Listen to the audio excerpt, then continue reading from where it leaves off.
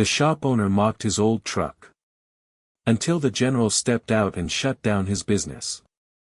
The air within Elite Auto Works hung thick with an almost palpable tension, a peculiar blend of smug superiority radiating from the proprietor and a quiet, unyielding patience from the unassuming figure who stood before him.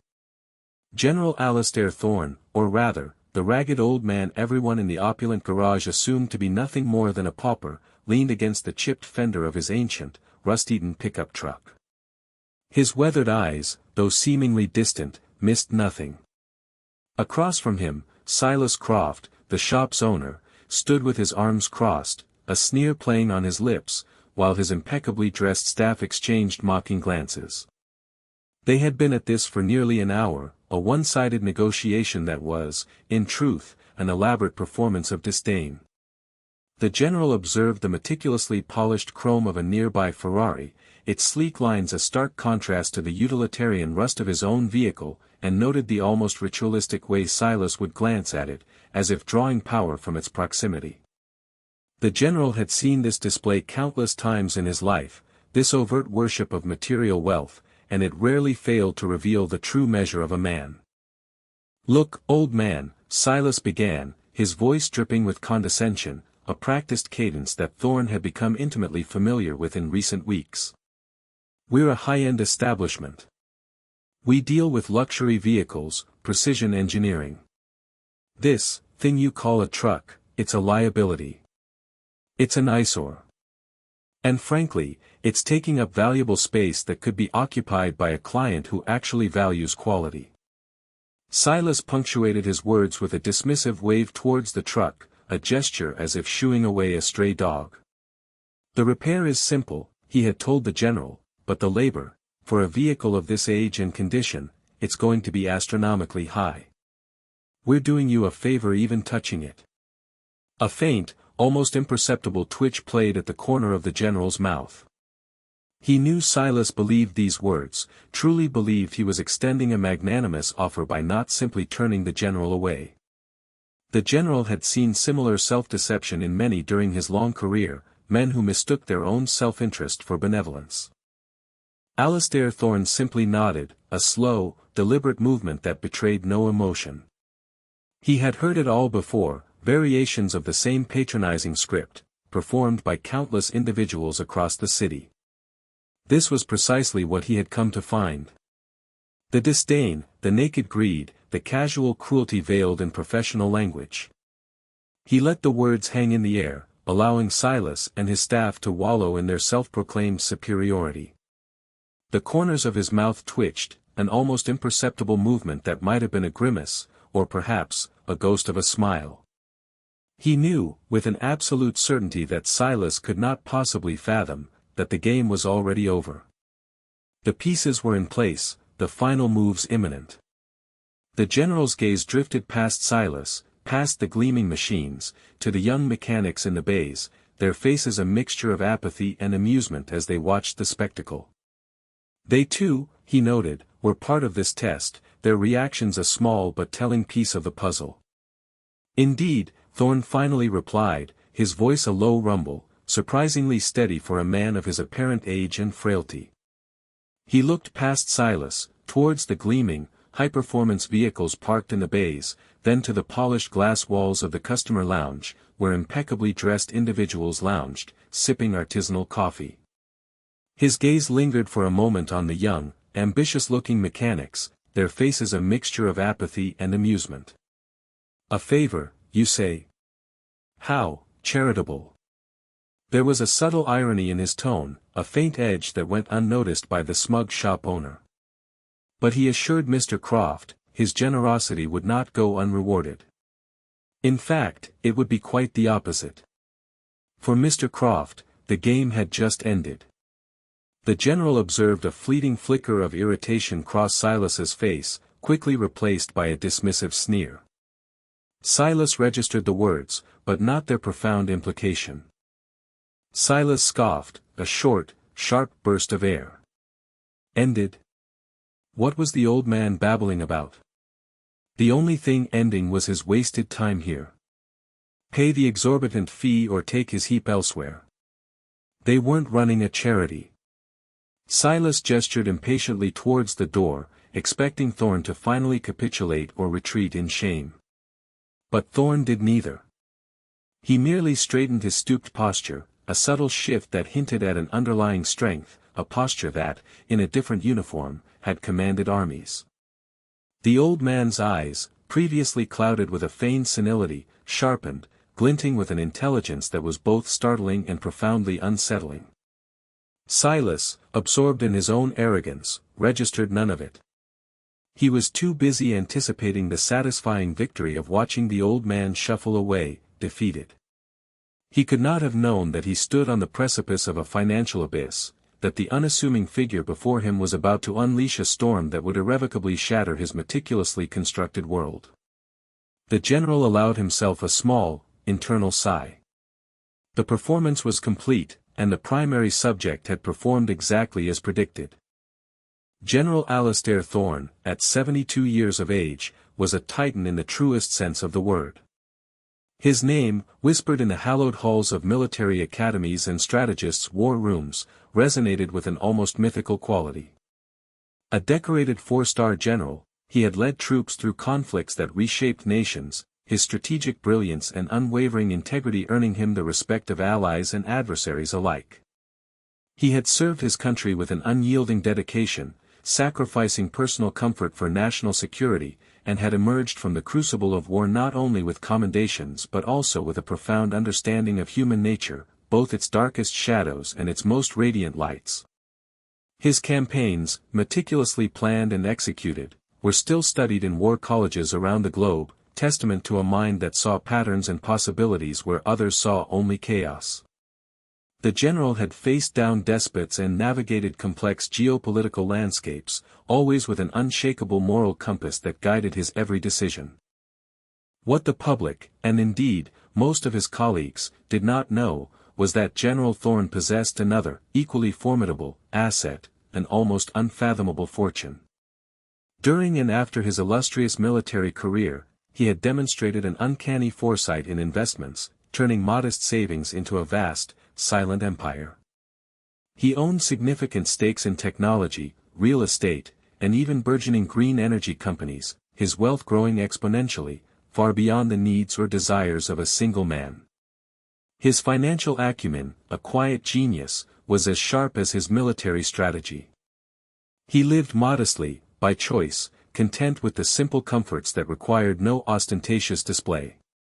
His wealth was a tool, not a trophy, accumulated not for personal aggrandizement but for a higher purpose, one that had only recently begun to crystallize in his mind. He had no heirs, no desire for a dynastic legacy of material possessions. His legacy, he had realized, would be in the impact he could make on the world he had fought so hard to protect. Retirement, for Alastair Thorn, had brought with it not the expected tranquility, but a growing sense of disillusionment. He watched, with a quiet despair, as the society he had fought to protect seemed to unravel under the relentless assault of materialism and superficiality.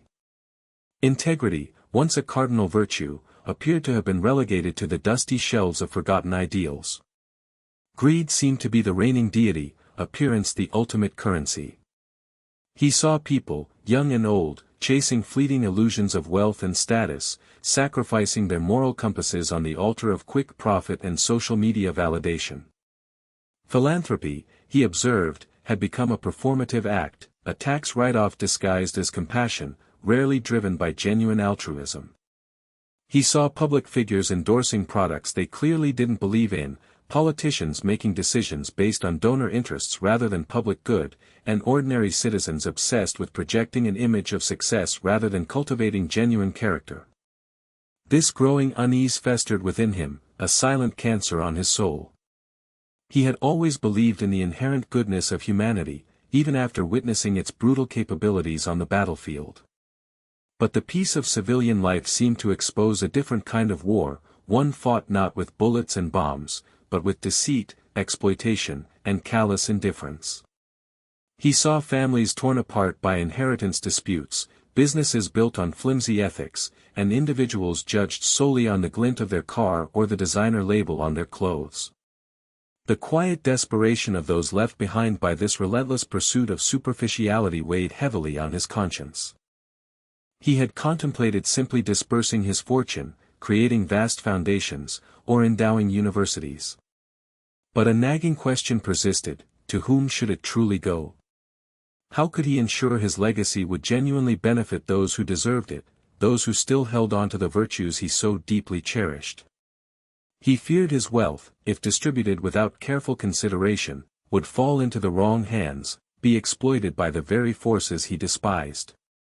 He needed to find genuine integrity, not just the illusion of it.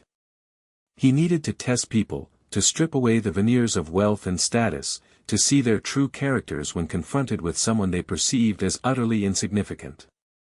The idea of simply writing a check, no matter how large, felt profoundly incomplete. He needed to identify the deserving, not merely distribute. The idea for his grand experiment began to form gradually, sparked by a chance encounter at a local diner where he, in his usual unassuming attire, had been openly dismissed by a snobbish waiter while a kind-hearted busboy had slipped him an extra slice of pie. The waiter, a young man with an air of superiority, had barely made eye contact, rushing Thorne's order, clearly judging him by his worn clothes. Yet, the busboy, a quiet, older man with tired eyes, had noticed Thorne's lingering gaze at the dessert counter and, without a word, had returned with an extra portion, a small, unsolicited act of kindness. That simple interaction had illuminated a profound truth for Thorne: true character often lay hidden beneath layers of social conditioning, revealed only when there was nothing to gain from being virtuous, and everything to lose by being kind. His plan, meticulously crafted with the precision of a military operation, was deceptively simple. He would shed his identity, becoming an anonymous, elderly man, seemingly impoverished and forgotten. He would drive his ancient, beat-up pickup truck, a vehicle he had bought decades ago, a reliable Ford F-150, simple and robust, which he had meticulously maintained throughout the years. For this specific purpose, he had allowed its exterior to fall into a state of deliberate disrepair, removing its shinier parts, scuffing its paint, and adding a few strategic dents, making it appear on the verge of collapse while remaining mechanically sound. This truck would be his prop, his uniform for this silent pilgrimage. He would seek mundane services, allowing ample opportunity for people to reveal their true colors. He would present himself as a burden, a negligible customer, someone easy to dismiss or exploit. He would observe. He would listen. He would feel the weight of their disdain, or, if he was fortunate, the warmth of their unexpected kindness. Elite Auto Works was one of the many stops on his silent pilgrimage. He had chosen it specifically because of its reputation for catering exclusively to the wealthy, its polished facade a perfect stage for the kind of superficiality he sought to expose. Silas Croft, the owner, with his perfectly coiffed hair and tailored suits, was precisely the kind of individual Thorne needed to encounter. He represented the epitome of the modern businessman Thorne had come to distrust: sharp, ambitious, and utterly devoid of empathy when profit was involved. Thorne's ultimate goal was not just to identify individuals of integrity, but to make a monumental philanthropic decision, to disperse his vast fortune in a way that truly uplifted those who embodied the best of humanity, and perhaps, just perhaps, to send a resounding message to those who had forgotten what truly mattered. The worn clothes, the ancient truck, the feigned fragility, all were mere instruments in his grand design, a design that was about to unfold with a dramatic, life-altering reveal. The morning General Thorne drove his ancient, rust-eaten Ford F-150 into the gleaming forecourt of Elite Auto Works. The contrast was immediate and stark. The shop, a monument to automotive opulence, boasted polished concrete floors, glass-walled offices, and a reception area that resembled a five-star hotel lobby, complete with a barista station offering exotic coffee blends.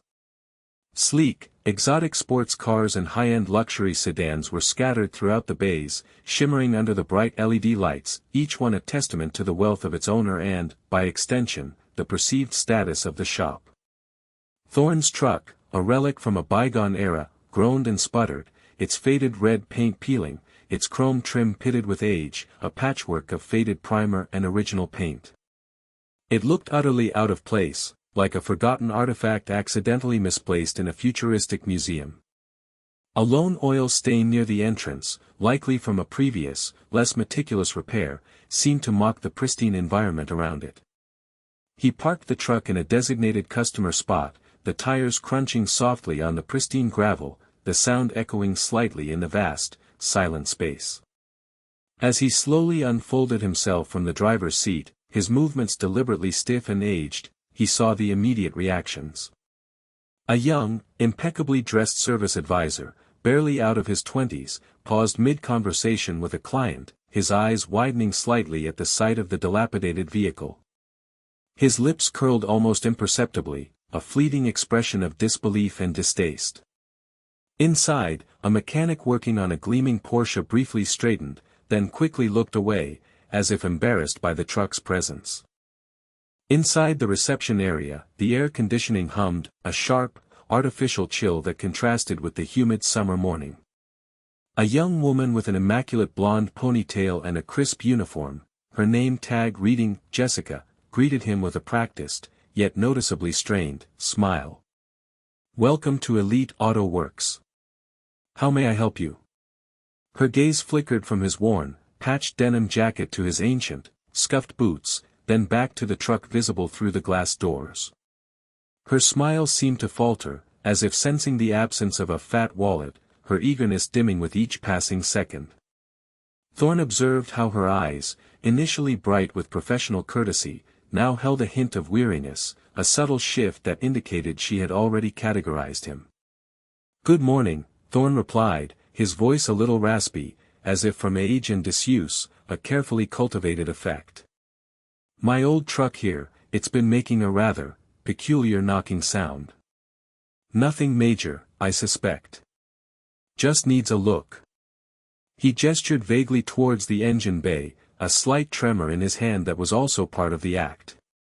The receptionist, clearly uncomfortable, typed a few things into her computer, her fingers clacking softly on the keys. "I see. And your name, sir?"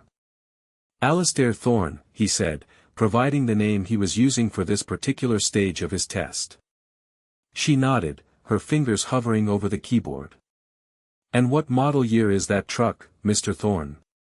Her tone was flat, already conveying a sense of futility, as if she knew the answer would only compound the problem. 1988, he stated calmly, watching her reaction closely. A visible shudder passed through her, a small intake of breath. "Right.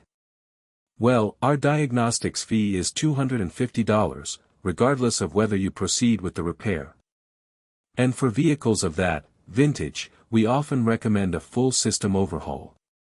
Parts can be difficult to source, and labor costs are significantly higher due to the specialized nature of the work." She recited the spiel with an air of practiced detachment, clearly trying to discourage him, her eyes darting nervously towards the manager's office. Thorne merely nodded, his eyes scanning the room, taking in every detail. He saw Silas Croft emerge from his office, a man radiating an almost offensive self-importance. Silas, in his custom-tailored suit, had a predatory gleam in his eyes as he surveyed his domain, like a shark circling its territory. His gaze fell upon Thorne and the truck, and a frown immediately creased his brow. He strode over, his polished shoes clicking sharply on the tile, the sound echoing in the high-ceilinged space, announcing his approach like a drum roll. "Is there a problem, Jessica?" Silas asked, his voice smooth but with an underlying edge of irritation, a barely suppressed impatience. He didn't even acknowledge Thorne directly, addressing his employee as if Thorne were invisible, a common tactic for establishing dominance. "Mr. Thorne here needs a diagnostic on his truck, sir," Jessica replied, her voice hushed, clearly intimidated, her gaze fixed on the floor. Silas finally turned his attention to Thorne, his eyes raking over the old man's attire with a look of undisguised contempt. "This vehicle," he scoffed, gesturing towards the Ford with an open hand, as if it were an offending odor. "Mr. Thorne, you realize this is Elite Auto Works, not a salvage yard. We specialize in high-performance, precision vehicles. Our mechanics are trained on state-of-the-art systems. Frankly, working on a vehicle like this is beneath their expertise, and a waste of our valuable time." The words were delivered with a casual cruelty that Thorne found both predictable and deeply disheartening. "It's simply a knocking sound, Mr. Croft," Thorne reiterated, his voice calm, almost placid, a gentle counterpoint to Silas's bluster. The general was confident his highly skilled mechanics could easily identify it. Silas let out a condescending chuckle, a short, sharp burst of air. "Easily? My dear man, even if they could easily identify it, the parts for such a relic would likely be custom fabricated, pushing the cost well into the thousands. And the labor, well, let's just say it won't be cheap. We charge a premium for our expertise, and frankly, we have limited bay space. We prioritize our established clientele." He emphasized established clientele with a significant glance towards the customer lounge, where a woman was showing off a diamond bracelet to her friend, her laughter tinkling thinly in the air. The general noted the woman's casual display of wealth, another small detail in the tapestry of superficiality. Thorne remained silent, allowing Silas to dig his own grave, to fully expose the depths of his avarice and lack of empathy.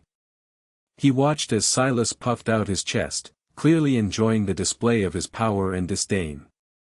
It was precisely this kind of casual cruelty, this dismissive arrogance towards those perceived as lesser, that Thorne had come to observe, to quantify.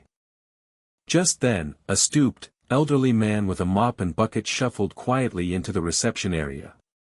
This was Elias, the shop's janitor, a man whose presence was usually ignored by everyone, a silent, almost invisible fixture in the shop. His uniform was faded, but meticulously clean, his movements slow but deliberate, each sweep of his mop precise. He was a ghost in the machine of Elite Auto Works, rarely spoken to, often spoken over, a background character in everyone else's play. Elias had worked at the shop for decades, seen countless faces come and go, but few like Thorne. He had a quiet dignity about him, a wisdom etched into the lines around his eyes, eyes that seemed to miss nothing.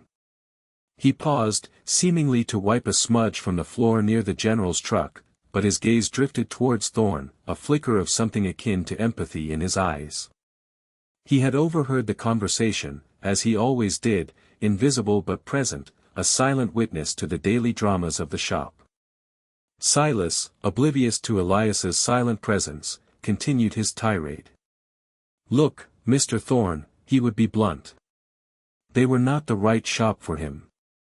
He would be better off at a local garage, perhaps one that specializes in vintage scrap metal. They were busy. They had high-value clients waiting. They simply didn't have the time or the inclination to tinker with a vehicle that probably belonged in a museum, or better yet, a junkyard." The words hung in the air, sharp and unyielding. Thorne met Silas's gaze, unblinking, his own eyes holding a depth Silas could not comprehend. So, he was refusing service, then, the general asked, his voice still unnervingly calm, almost too calm. Silas smirked, a triumphant, self-satisfied expression. Not refusing, merely advising. He wouldn't want them to waste his precious time, now would he? Or his precious money, given the likely cost. He made a show of checking his expensive watch, a Rolex, Thorne noted, a common accessory among the self-important. The general understood, Thorne said, his voice still unnervingly calm. He turned as if to leave, then paused, a flicker of something akin to a challenge in his eyes. However, he had come all this way. Perhaps a quick, informal look. Just to confirm the issue. It was a deliberate ploy, a final opportunity for Silas to reveal the absolute extent of his contempt. Silas sighed dramatically, a performance of long-suffering patience. Fine. But it would still be the $250 for the diagnostic, even if they told him it wasn't worth fixing. And he was warning him, they were not responsible for any additional damage to such a fragile vehicle. He snapped his fingers at a junior mechanic, a young man named Kevin, who had been idly scrolling on his phone, looking thoroughly bored. "Kevin. Take a look at this relic. Just tell him it's too expensive to fix." Kevin rolled his eyes, clearly annoyed by the interruption to his leisure, and sauntered towards Thorne's truck, a wrench dangling from his hand, an emblem of his disinterest. As Kevin approached the truck, Elias, who had finished his cleaning near the reception desk, subtly maneuvered his cart closer to the vehicle, his movements slow and deliberate, almost imperceptible. Kevin, with an air of theatrical disdain, popped the hood of Thorne's truck. He peered inside for a moment, barely a glance, then straightened up, shaking his head with an exaggerated sigh. "Yeah, old man, this thing's a mess. Looks like the engine mount is shot, possibly the transmission too.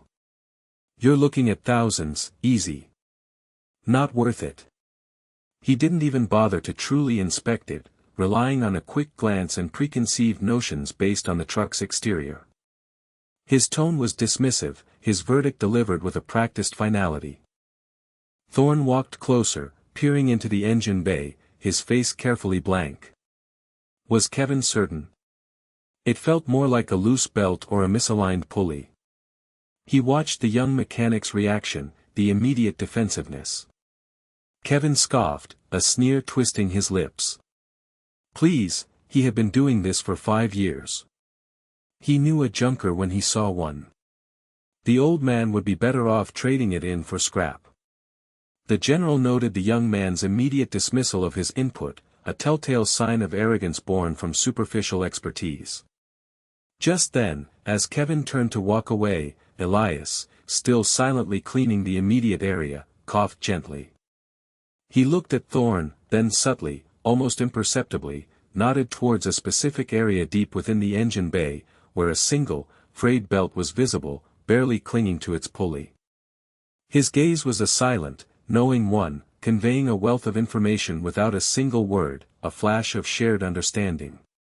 He then continued pushing his mop bucket, disappearing around a corner as swiftly and silently as he had arrived, a ghost in the gleaming machine. Thorne caught the subtle hint, the almost imperceptible movement of Elias's eyes.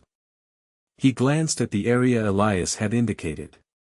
It was indeed a belt, barely visible unless one knew exactly where to look, and it appeared to be loose, a simple fix requiring minimal effort or cost. It was a minor issue, easily fixable, certainly not a blown engine mount or transmission. Elias, the quiet janitor, had seen through the facade of the expert mechanic and offered a genuine, unspoken piece of advice. This small, almost invisible act of kindness, this unprompted moment of genuine help, resonated deeply within Thorne. It was the stark contrast he had been seeking, the callous exploitation of Silas and his staff against the quiet integrity of Elias. The general felt a surge of satisfaction, a confirmation of his deepest convictions. Silas, who had been observing from a distance, saw Kevin's brief inspection. He strutted over, a triumphant smirk on his face, radiating a smug satisfaction. Well, Mr. Thorne. Had their expert confirmed what he had told him? Thousands, right? Now, if he'd like to pay for the diagnostic, they could get him on his way. Thorne turned to Silas, a profound weariness in his eyes, but also a growing resolve. Indeed, Mr. Croft. Your expert did confirm certain things. Things about the state of this establishment, and the character of its leadership. He paused, letting his words hang in the air, allowing Silas's smirk to slowly fade, replaced by a flicker of annoyance, then bewilderment. The general believed he had everything he needed. He reached into his worn wallet, pulling out a crisp $250 bill, deliberately chosen for its pristine condition, a subtle flourish. He placed it deliberately on the counter, his gaze fixed on Silas, an unblinking challenge. Consider this payment for services rendered. And for a valuable lesson learned. A lesson Mr. Croft was about to receive. Silas snatched the bill, his eyes narrowing, a flicker of suspicion finally crossing his face, quickly dismissed. Lesson? What in the world was the old man babbling about? Just get his truck out of here. Thorne simply smiled, a knowing, almost predatory smile that sent a shiver down Silas's spine, a shiver he quickly dismissed as irritation, a momentary chill in the air conditioning. He walked back to his truck, and as he started the engine, the familiar knocking sound, though still present, seemed to mock Silas's condescending pronouncements, a rhythmic reminder of the hidden truth.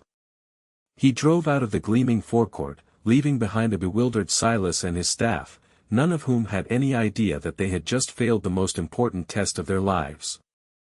Elias, from a darkened corner of the shop, watched him go, a faint, sad smile on his lips, perhaps understanding more than anyone else what had just transpired. The general noted Elias's quiet gaze in his rearview mirror, a silent acknowledgement of the shared moment. 2 weeks later, the opulent showroom of Elite Auto Works was buzzing with an unusual fervor. Silas Croft had organized a lavish, client appreciation event, a thinly veiled marketing ploy designed to solidify his high-end clientele and attract new, equally wealthy patrons. The aroma of expensive canapés mingled with the scent of polished leather and high-octane fuel, a heady mix of luxury. Immaculately dressed guests mingled, champagne flutes in hand, their laughter echoing off the gleaming concrete floors. Silas, in a bespoke navy suit, moved through the crowd, a self-satisfied grin plastered on his face, basking in the glow of his perceived success. He was delivering a pompous speech about integrity, quality, and commitment to excellence, a speech Thorne had found utterly nauseating when he'd first received the exclusive invitation, delivered to his true residence, of course. The general had meticulously prepared for this evening, anticipating every reaction, every shift in the atmosphere. "They at Elite Auto Works," Silas boomed, his voice amplified by the sound system, reverberating through the showroom, prided themselves not just on repairing vehicles, but on building relationships based on trust, transparency, and unparalleled service. They believed in going the extra mile for every client, ensuring that every vehicle that left their premises was a testament to their unwavering dedication to perfection. He paused, soaking in the polite applause, utterly oblivious to the profound irony of his words, a master of self-delusion. Just as Silas was about to raise his glass for a toast, the heavy glass doors of the showroom slid open with a soft whoosh, revealing 2 figures. One was a tall, impeccably dressed man in a charcoal suit, carrying a slim briefcase, a lawyer, by his precise demeanor and quiet confidence. The other figure, however, instantly silenced the chatter in the room, drawing all eyes like a magnet. It was General Alastair Thorne. But this was not the Alastair Thorne they had scoffed at 2 weeks prior. He was no longer dressed in worn denim and scuffed boots. He wore a perfectly tailored dark gray suit, the fabric of which seemed to shimmer with quiet luxury, a subtle sheen that spoke of quality beyond mere expense. His silver hair, usually disheveled, was neatly combed, framing a face that, while still weathered by years of command, now exuded an undeniable aura of authority and power.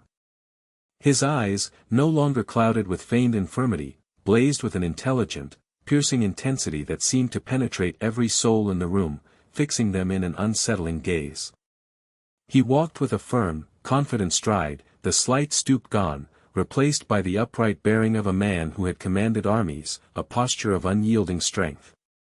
Behind them, pulling silently into the forecourt, was not the ancient Ford F-150, but a sleek, obsidian-black Rolls-Royce Phantom, its polished chrome gleaming under the setting sun, a silent, powerful counterpoint to the earlier dilapidated truck.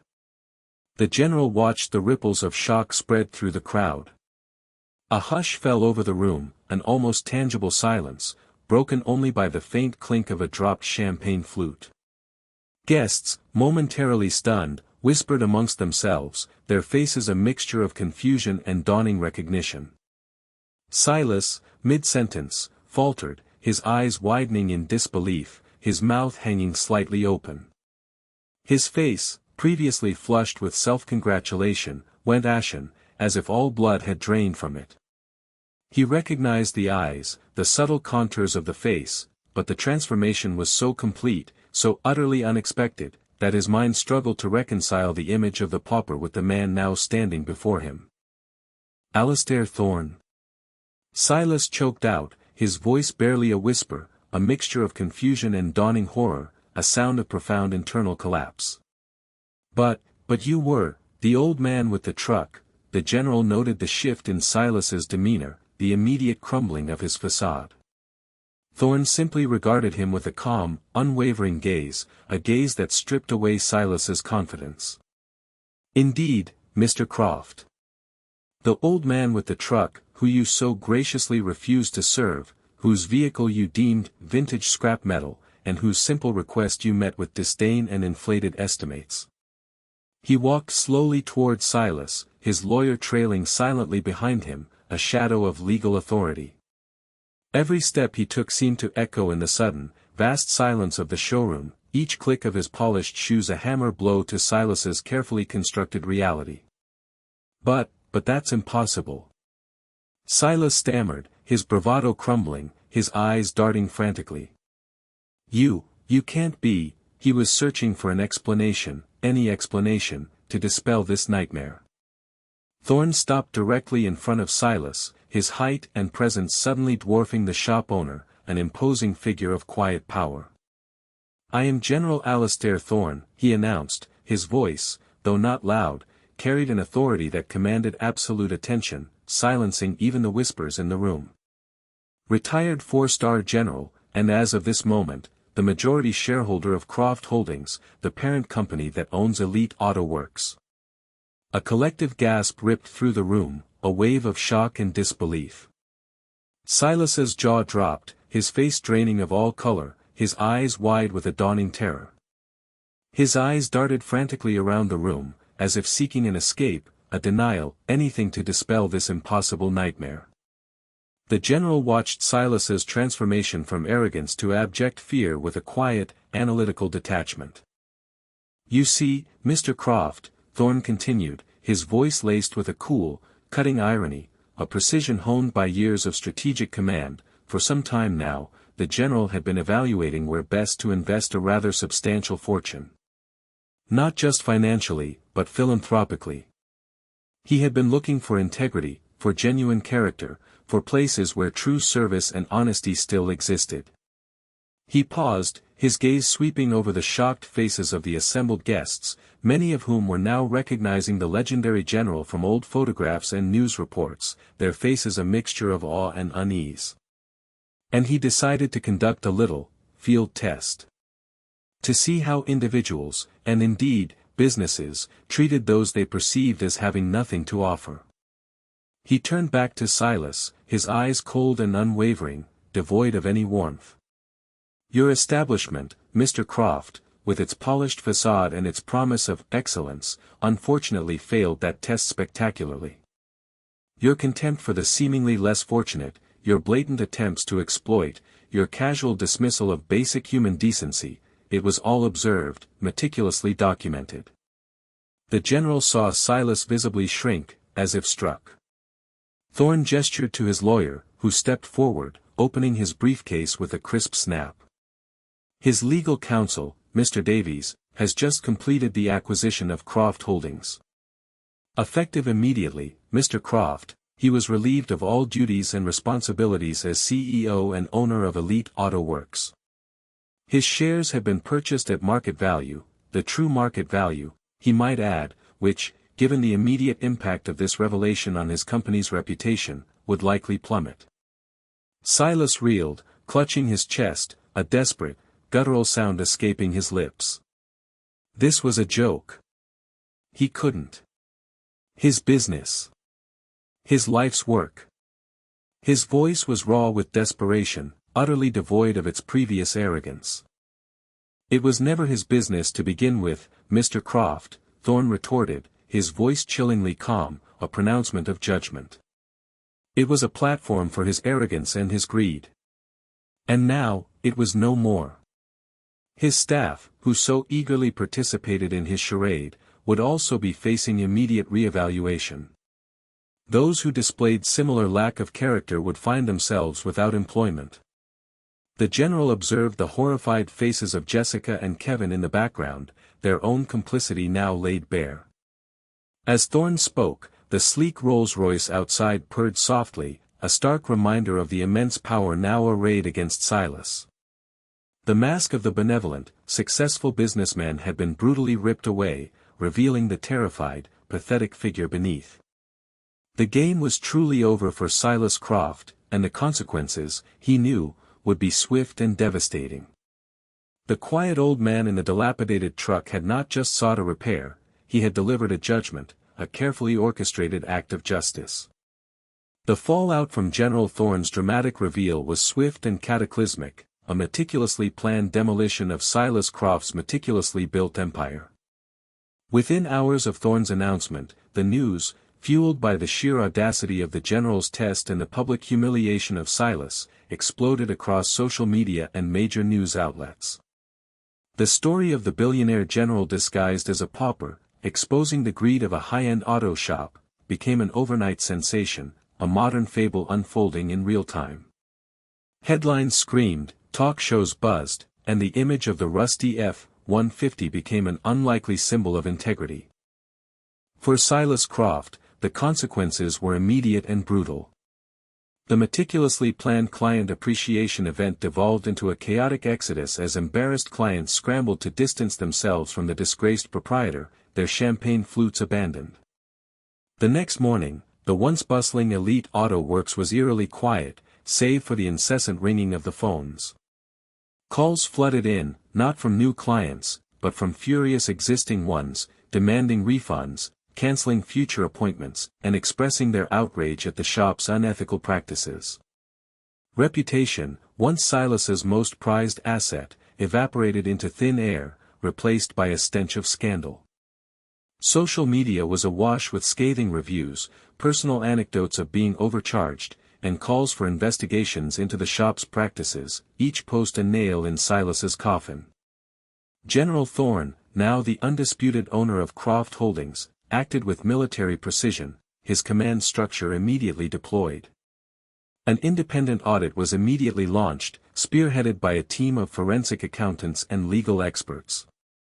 They unearthed a labyrinthine web of inflated invoices, unnecessary repairs, and fraudulent charges that would have made a seasoned con artist blush. Silas's entire business model had been predicated on exploiting the wealth and naivete of his clientele, a systemic deception. The legal ramifications were severe. Class action lawsuits were filed by defrauded customers, regulatory bodies launched investigations, and the once proud Elite Auto Works became synonymous with deception and greed. The brand was irrevocably tainted. Silas Croft, stripped of his business, his wealth, and his public standing, was a broken man. His perfectly tailored suits now hung on him like shrouds, his once confident swagger replaced by a defeated slump, his eyes hollow. He lost his luxurious penthouse, his exotic sports cars, and his social standing. His friends abandoned him, his reputation irrevocably stained, his name now a byword for avarice. The man who had once openly mocked a perceived pauper now faced the chilling prospect of becoming one himself, haunted by the ghost of the rusty old truck and the quiet dignity of the man who drove it. The irony was a bitter, indigestible pill, a taste of his own medicine. He had focused so obsessively on material wealth that he had failed to see the true value of character, and in doing so, had lost everything that truly mattered. His carefully constructed world had imploded, a victim of its own inherent corruption. While Silas's world crumbled, another, far more heartwarming story was unfolding for Elias, the quiet janitor. General Thorne, true to his word, had quietly initiated a background check on Elias after the incident with the loose belt. He discovered Elias was a widower, living in a cramped, subsidized apartment, quietly struggling to make ends meet, dedicating his meager savings to supporting a distant niece pursuing a nursing degree. He worked tirelessly, never complained, and always carried himself with an innate kindness, a silent testament to the very integrity Thorne had sought, a rare jewel amidst the dross. The general felt a profound sense of satisfaction in this discovery, a confirmation that his gamble had paid off. One morning, a week after the reveal, Elias arrived at the now shuttered Elite Auto Works, prepared for another day of cleaning a facility that might soon be sold off. Instead, he found General Thorne waiting for him, not in his tailored suit, but in slightly less formal, yet still distinguished, attire, a sign of his respect. Thorne held a thick envelope, its contents unknown to Elias. "Elias," Thorne began, his voice warm, a stark contrast to the cold authority he had used with Silas, a tone of genuine appreciation. He was a man of true character. When others saw only a vehicle to be exploited, or an old man to be dismissed, he saw a problem to be solved, and he offered genuine help, with no expectation of reward. That was a rare and precious quality. Elias, bewildered, simply stared, his eyes wide with disbelief. He had no idea how this powerful general even knew his name, let alone his quiet act of kindness, which he considered utterly insignificant. This, Thorne continued, extending the envelope, was a small token of his gratitude. It contained the deed to a fully paid-off house, a modest but comfortable one, in a quiet neighborhood, a place of peace. And this, Thorne added, pulling out a bank book, was a trust fund, sufficient to ensure his financial security for the rest of his life, and to secure his niece's education, tuition-free, removing a burden he had carried for years. Elias's eyes widened, then filled with tears, his weathered face creasing with emotion. He slowly took the envelope and the bank book, his hands trembling, the weight of the paper feeling immense. He looked at the house keys, then back at Thorne, a mix of disbelief and overwhelming gratitude on his face. "Sir. General," he didn't understand. He just pointed out a loose belt. It was nothing. His voice was choked with emotion. Thorne smiled gently, a genuine, heartfelt smile. "It was everything, Elias. It was a beacon of light in a room full of shadows. It was genuine compassion in a world too often devoid of it. He deserved this, and so much more. Consider it the first step in a much larger philanthropic endeavor, one that would be built on the very principles Elias embodied." The general felt a deep sense of purpose, a rightness in this moment. Elias, speechless, could only nod, tears silently tracing paths down his weathered cheeks. He had never dreamed of such a future. His simple act of quiet kindness, born of a decent heart and a lifetime of integrity, had unlocked a reward beyond his wildest imagination. The old general, through his unconventional test, had found the purest form of humanity, and rewarded it with a future of dignity and peace, a profound act of restorative justice. Months passed, and the ripple effects of General Alastair Thorne's audacious experiment continued to spread. Elite Auto Works, under new management and a completely revamped ethical code, was slowly being rebuilt, rebranded as a community-focused, transparent auto service center. Its new slogan, integrity-driven, community-focused, sought to erase the shadow of its past, though its original, tainted name would forever be associated with Silas Croft's downfall, a persistent ghost. The general had ensured that former employees who had shown even a shred of decency were offered opportunities under the new regime, a chance for redemption. Silas himself disappeared from the public eye, his once flamboyant life reduced to a cautionary tale whispered in exclusive circles, a pariah in the world he once dominated. His vast network of contacts had dissolved, his reputation utterly destroyed. He was left with nothing but the bitter taste of his own avarice. General Thorne, meanwhile, found a profound sense of peace.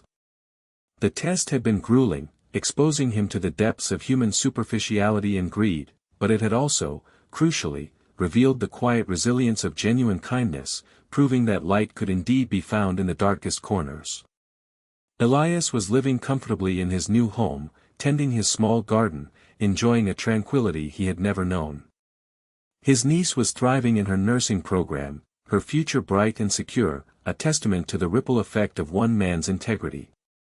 Thorne had begun to channel his immense fortune into a series of initiatives focused on supporting grassroots community projects, ethical businesses, and educational scholarships for deserving individuals who demonstrated integrity and resilience, rather than just academic prowess or financial need. He had found his purpose, not just in giving money, but in finding and fostering the very qualities he believed society was losing, building a legacy of genuine human value. He often thought of the dusty old truck, still parked in his sprawling, yet unassuming, estate, a silent monument to his grand experiment. It had served its purpose, a humble vessel that had navigated the treacherous waters of human judgment and emerged victorious, a symbol of hidden potential. The story of the general and the shop owner became a modern fable, whispered in hushed tones, then eventually shared openly, spreading across the internet and into popular culture. It served as a stark reminder that appearances can be deceiving, that the most valuable treasures often lie hidden beneath the most unassuming exteriors. It underscored a timeless truth: a person's true character is not defined by the size of their wallet, the gleam of their car, or the designer labels on their clothes. It is forged in the quiet moments of decision, in the unseen acts of compassion, in how one treats those from whom there is nothing to gain. Kindness, integrity, and genuine empathy are not just virtues, they are currencies of immeasurable value, often overlooked in the pursuit of fleeting material gain. For it is truly in the darkest moments, when the masks of superficiality are stripped away, that one's true character shines brightest, and it is in those moments that kindness, though often unnoticed by the world, finds its most profound and unexpected rewards. If you were moved by General Thorne's incredible test of character and Elias's quiet triumph, you're in the right place. Our channel is dedicated to bringing you more stories of justice, unexpected reveals, and the power of human integrity. Make sure to hit that subscribe button and turn on notifications so you don't miss our next captivating tale. We'd love to hear your thoughts on this story. What do you think General Thorne's ultimate legacy will be? Have you ever witnessed a moment where someone's true character was revealed in an unexpected way? Share your experiences and opinions in the comments below. Your insights help us tell even more powerful stories.